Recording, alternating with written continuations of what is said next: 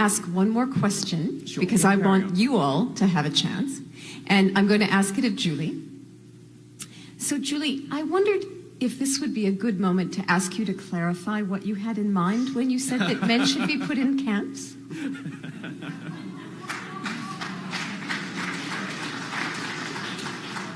Well, this is a classic example of, and they say feminists don't have a sense of humour. So there I was, speaking on the phone to a conference organiser who said to me, look, we need to put some kind of interview up on the website to advertise the fact that you're speaking. And she asked me a few things about, you know, what do I think the problem is with men and violence and the like.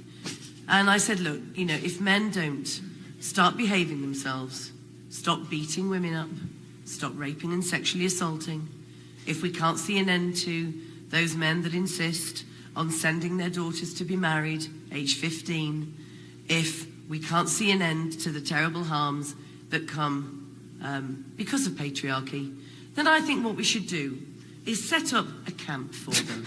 And I had in my mind some kind of benign holiday camp, but with a fence around, so enclosed. And I said very clearly, because I'm a kind feminist, that they could have things like quad bikes and white vans. Archery on Wednesday afternoons. You know? Yeah, and the lefties could have bicycles, you know.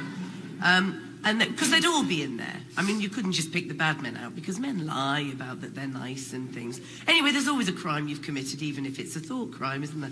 So put them all in and give them lots of things to do. They can play contact sports. They can't have porn, obviously.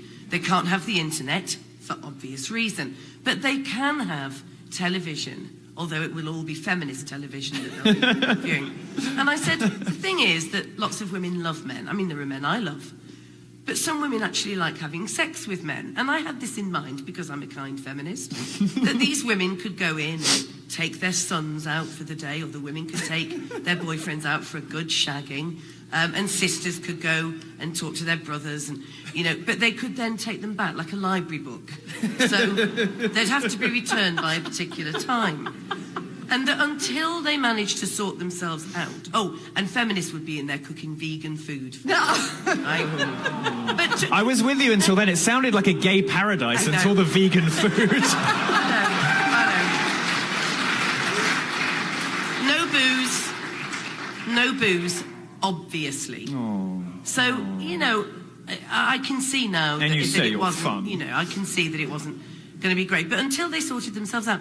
Anyway, within minutes of this going up, all the men's rights groups, all of my enemies, anyone with access to YouTube, anyone with his spermy little hands, you know, deciding to do his own little, you know, selfie video. That's misandry for anyone paying attention. Had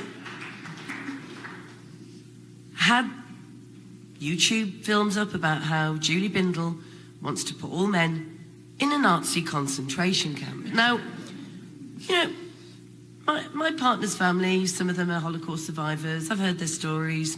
I know quite a lot about anti-Semitism and the like. And I figured that I didn't realise that in Auschwitz and Dachau that they had quad bikes and that they could be taken out for the day and be cooked healthy vegetarian and vegan food.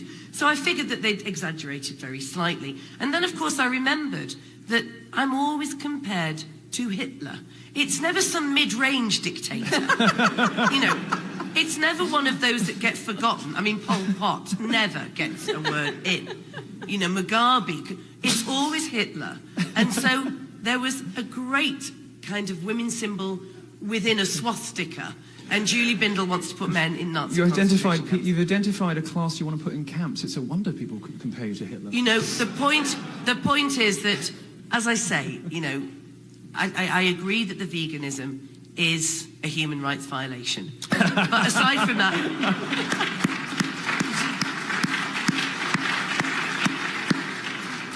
So we would like to invite questions from... Can I respond to that? Oh, okay. Just to defend Julie. Yes. I'd like to defend her. First of all, like I said, get rid of the vegan shit, and I am in.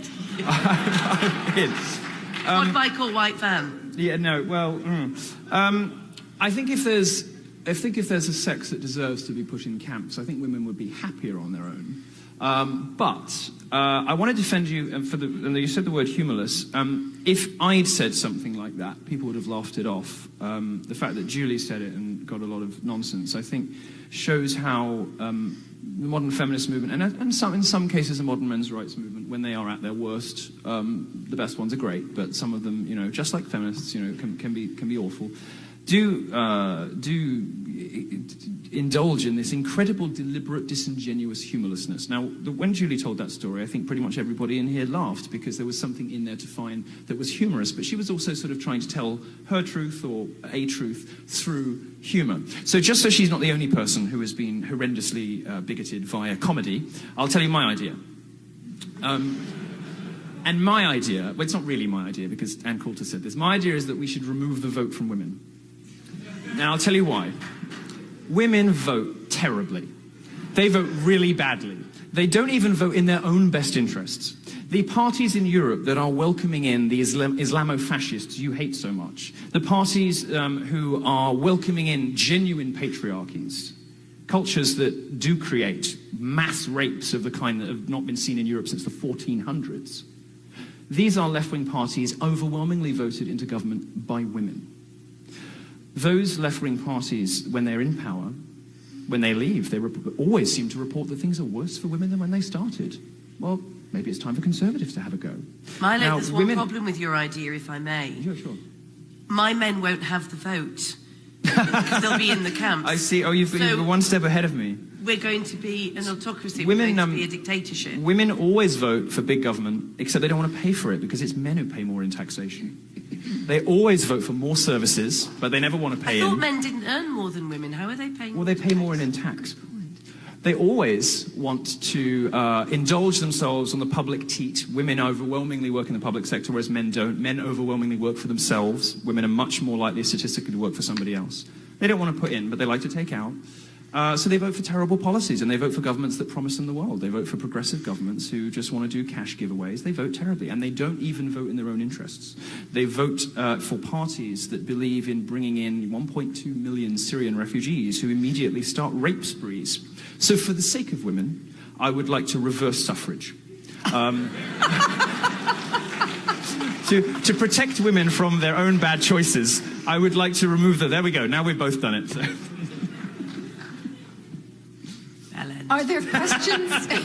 And the camp was all right. Are there questions?